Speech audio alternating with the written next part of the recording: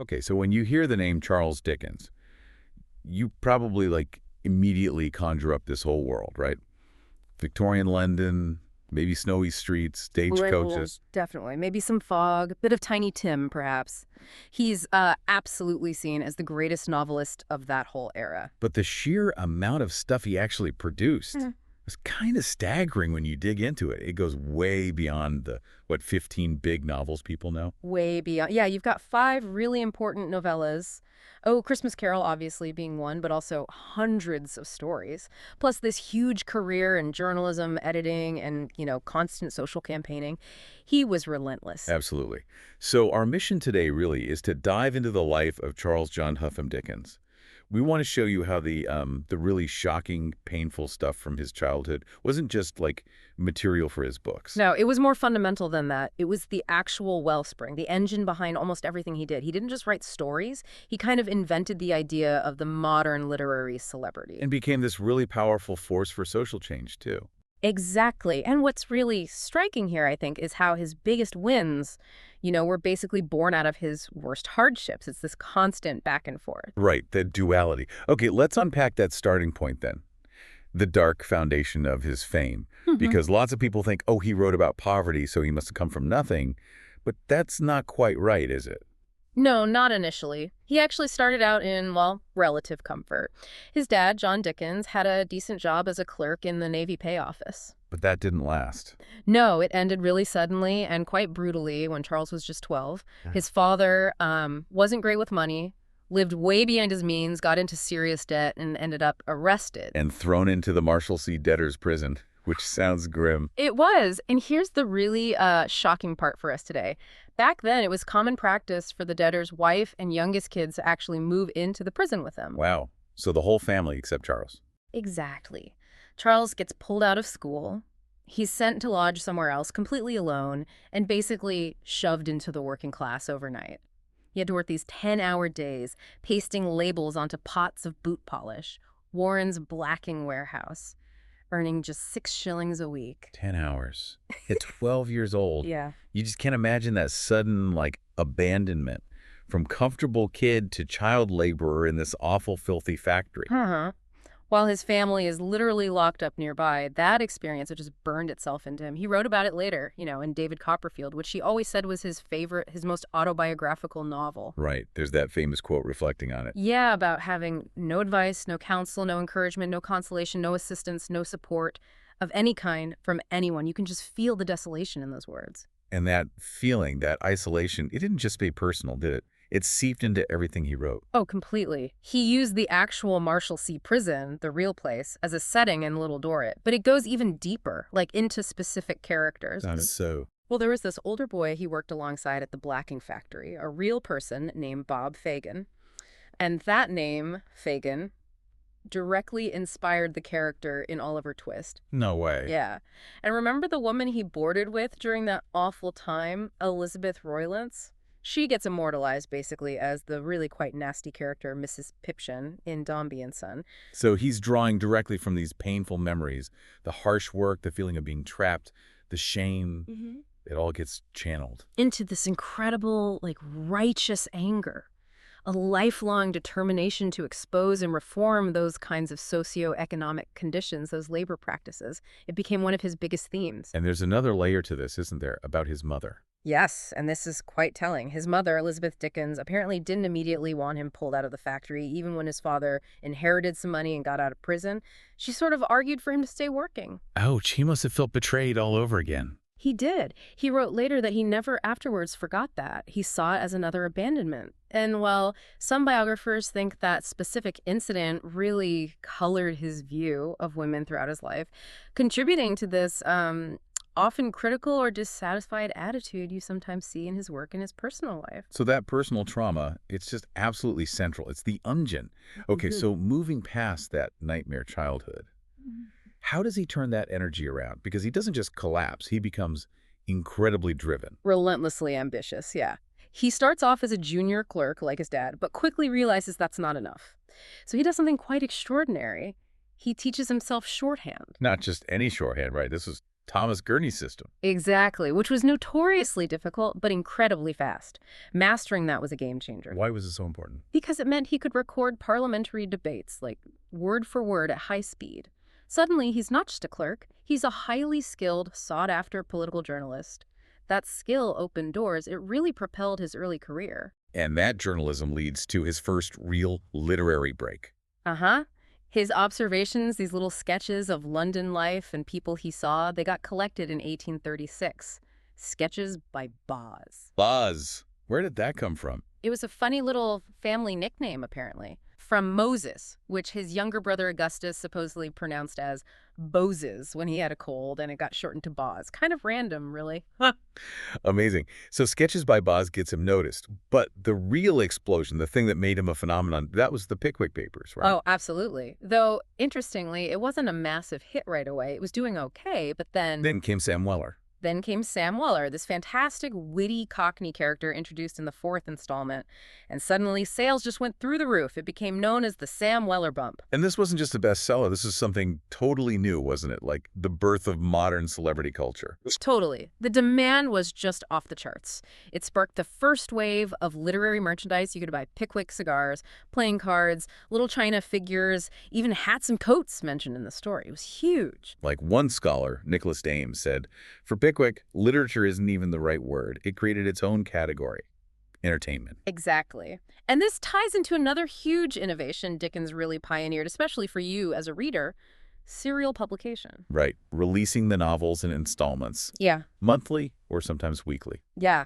Which allowed him to do these amazing cliffhanger endings. People would be desperate, absolutely desperate, for the next part, waiting a whole month sometimes. But how did he manage the plot? Was it all planned out? Well, that's the really interesting bit. Because he was writing as it was being published, he could actually tweak things based on how readers were reacting. Seriously, like take audience feedback. Absolutely. There's a famous example with David Copperfield. A character called Miss Moucher was initially based, somewhat unflatteringly, on his wife's chiropodist. The chiropodist recognized herself and was, understandably, quite upset. Oh, dear. So Dickens, partly to soothe things over but also responding to reader sentiment, actually altered her character arc later in the serial, giving her more positive qualities. The audience, in a way, became collaborators. That's incredible. And this format, these cheap monthly parts, it made his work accessible to everyone, didn't it? Not just the wealthy. Massively so. Even people who couldn't read, and there were many, would pool their money, maybe just a half-penny each, to pay someone literate to read the latest installment aloud in a pub or a workshop. He created a whole new audience for literature. Making it a genuine mass culture event. Wow. And speaking of making an impact, we have to talk about A Christmas Carol. 1843. That wasn't just a festive story, was it? Not at all. It was a direct political strike. He'd recently seen the appalling conditions in Manchester's factories and visited a ragged school, a charity school for destitute children in London, and he was horrified. He decided he had to strike a sledgehammer blow for the poor. And boy, did he succeed. It's amazing to think that one short book is basically credited with reviving Christmas spirit, promoting charity and goodwill in both Britain and America. A huge feat of cultural engineering, really, all driven by that social outrage from his own past. Which brings us neatly to his social commentary, the word Dickensian, we still use it today. What does it actually mean? Well, it usually refers to one of two things, right? Either really poor social conditions, grim workplaces, awful slums, failing institutions, or those wonderfully grotesque, comically repulsive characters he created. Yeah, his satire could be incredibly sharp, like in Oliver Twist. People were genuinely shocked back then by how raw it was. Absolutely, showing poverty, child abuse, the criminal underworld so directly. It wasn't romanticized, but his satire became even more pointed later on. Like in Bleak House. Exactly. Bleak House is this monumental attack on the legal system, specifically the Court of Chancery. You have the infamous case of Jarndyce and Jarndyce, which just drags on forever, ruining everyone involved. And that book actually had real-world impact, didn't it? It did. It added fuel to the fire for legal reform movements that were already underway, contributing to changes in the court system in the 1870s. His fiction had power. And then there's Hard Times, which feels like it comes straight from that Blacking warehouse anger. Very much so. It's a savage critique of industrialization and the mindset that reduced working people to just hands, not humans, just cogs in the machine. That dehumanization terrified him. It's important to touch on his own views, too, politically and religiously. They weren't always straightforward. No, quite complex. He strongly advocated for civil and religious liberty, including rights for Catholics in England, which was quite progressive for the time. But simultaneously, he had a real dislike for organized religion trying to impose morality. Like his opposition to banning games on Sundays. Right. In his pamphlet Sunday Under Three Heads, he thought people deserved their leisure, but then you have, well, some more controversial stances, especially regarding the British Empire. Yes, we need to address those. The sources, particularly his letters, show some views that are very troubling by today's standards. Definitely. For instance, he controversially supported Governor Edward John Eyre's extremely brutal suppression of the Morant Bay Rebellion in Jamaica. And during the Indian Mutiny, he wrote some truly furious letters expressing horrific sentiments, like wishing he could exterminate the race he blamed for the reported atrocities. It's vital to acknowledge that full spectrum. These were fiercely held opinions, part of the public discourse of his time, however shocking they seem now. We're reporting what the sources say, not endorsing it, of course. Precisely. It's part of understanding the man and his era, complexities and all. Shifting back to the writing itself, his techniques were just brilliant. The names alone. Oh, the names. They're often little clues in themselves. Mr. Murdstone and David Copperfield suggesting murder and Stone Cold. Or think of the lawyers Kenjan and Carboy in Bleak House. It's so evocative. And he was unusually involved with the illustrations, too, wasn't he? Very much so. He worked incredibly closely with artists like Fizz, Hablett, Knight, Brown. He'd give them detailed briefs outlining characters' appearances, their backstories, exactly how he envisioned them. He wanted the pictures to perfectly match the text. That blend of styles is amazing, too. One minute, it's gritty realism, feeling the grime of London. The next, it's almost fantastical. And then sharp satire, like calling someone the noble refrigerator. He could switch registers effortlessly, and the result, characters who became cultural icons. Arguably, he's the greatest creator of characters in English after Shakespeare. For sure. Names like Scrooge, Pip, Fagin, Micawber, Tiny Tim. Yeah. They're just part of our language now. If you call someone a Scrooge, everyone knows exactly what you mean. That level of fame, it just kept growing. By his later life, he wasn't just an author. He was, as people have said, the first self-made global media star. Especially in America, right? Mhm. Those reading tours were legendary. Unbelievable spectacles. People queued for hours, sometimes overnight. Apparently, audiences would get so worked up during the dramatic readings, especially the murder of Nancy from Oliver Twist, that people actually fainted. Wow. And that's where ticket scalping started. So they say. Ticket touts, as they called them then, popped up in New York specifically for Dickens's readings because the demand was just insane. Incredible. And he made a fortune from it. Oh, yeah. His second U.S. tour in 1867-68 involved 76 readings. He netted £19,000 from that alone, which was an astronomical sum back then. But behind this huge public success, his personal life got pretty messy, didn't it? Extremely messy. The biggest scandal was his separation from his wife, Catherine, in 1858. He didn't just leave her. He published this extraordinary public letter basically blaming her, suggesting she suffered from a mental disorder and wasn't fit to raise their children. That must have caused uproar. Huge uproar, especially as he was seen as this great family man, this champion of hearth and home. And then, complicating matters further, was his relationship with the young actress, Ellen Ternan. Which he kept secret. Meticulously secret. It began likely around 1857 and lasted until his death. But the public declaration about Catherine really damaged his image for a time. It was a major crisis. And then, as if that wasn't enough drama, there was a literal train crash. The Staplehurst rail crash in 1865, a truly horrific event. The train went off a bridge undergoing repairs. Dickens and Ellen Ternan and her mother were in the only first-class carriage that didn't plunge into the river below. He was actually in the crash. Right there. The carriage was dangling precariously. He spent about 3 hours helping the injured and dying, giving out brandy, witnessing terrible things. And didn't he famously go back for his manuscript? Almost unbelievably, yes.